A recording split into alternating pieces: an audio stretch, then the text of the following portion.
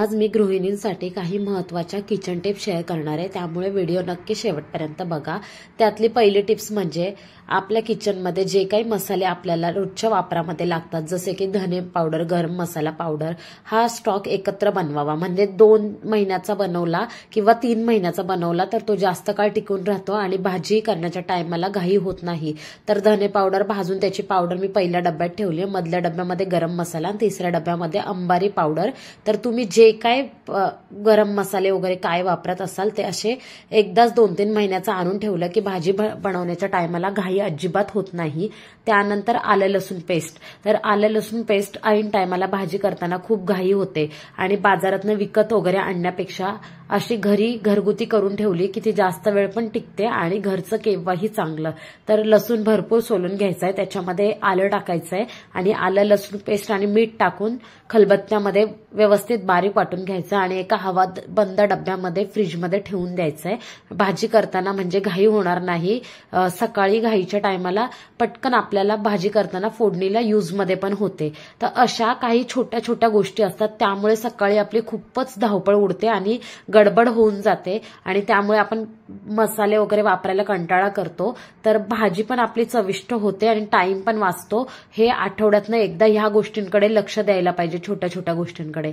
त्यानंतर आपण जे कडधान्य बाजारातनं विकत आणतो ते विकत आणण्यापेक्षा आपण काही कडधान्य घरात जे असतात ते भिजायला टाकले पाहिजे। कधी कधी आपण खूप कंटाळा करतो, पण कंटाळा न करता आपल्याला उद्या काय भाजी लागणार आहे त्याची तयारी आजच करून ठेवायची। जसं की काही कडधान्य तुम्हाला जे आवडतील ते, तर मटकीला लगेच मोड येतात, त्यासाठी मटकी आदल्या रात्री भिजायला टाकायची। 8 तास भिजल्यानंतर रात्रभर अशी बांधून ठेवायची ओल्या कपड्यामध्ये। तर नंतर तुम्ही दुसऱ्या दिवशी सकाळी बघू शकता मटकीला इतके सुंदर मोड येतात ना, खूपच छान। एका रात्रीमध्ये मटकीला एवढे छान मोड आलेले आहेत। घरचं थोडं जरी भिजायला टाकलं तरी ते भिजून व्यवस्थित जास्त होतं आणि बाहेर हीच मटकी पूर्ण 20 ते 30 रुपयापर्यंत आहे। त्यामुळे घरचे कधीही काही ह्या टिप्स असतात त्या खूप महत्त्वाच्या असतात।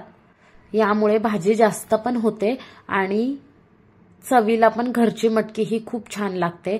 त्यानंतर तिसरी टिप्स आहे ती म्हणजे कपडे इस्त्री। तर आपण काय करतो, दुपारचा वेळ असाच घालवतो, काही गोष्टी करत नाही। तर दुपारच्या वेळेमध्ये 4-5 दिवसाचे ड्रेस इस्त्री करून ठेवले तरी चालतात। मी आठवड्यातनं एकदा इस्त्री कंपल्सरी करते ऋतू झोपल्यावर दुपारी।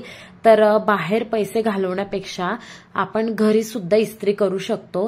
तर अशा प्रकारे मी सर्व आठवड्याभराची इस्त्री एकदाच करून ठेवते आणि व्यवस्थित कप्पा लावून ठेवते, म्हणजे सकाळी सकाळी कामावर जाताना जास्त गडबड पण नाही होत आणि ह्या गोष्टीचे सुद्धा पैसे वाचतात, इस्त्रीचे पैसे वाचतात। आता बाहेर तर आपला बाहेरचा हा इस्त्रीचा खर्च सुद्धा वाचतो।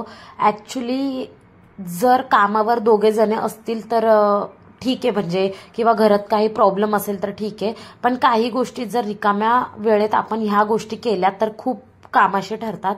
त्यानंतर अजून एक, तर आपण घरगुती वापरामध्ये जे तेलाचे डब्बे वगैरे असतात ते रिकामे झाले की सहज कचऱ्यामध्ये फेकतो।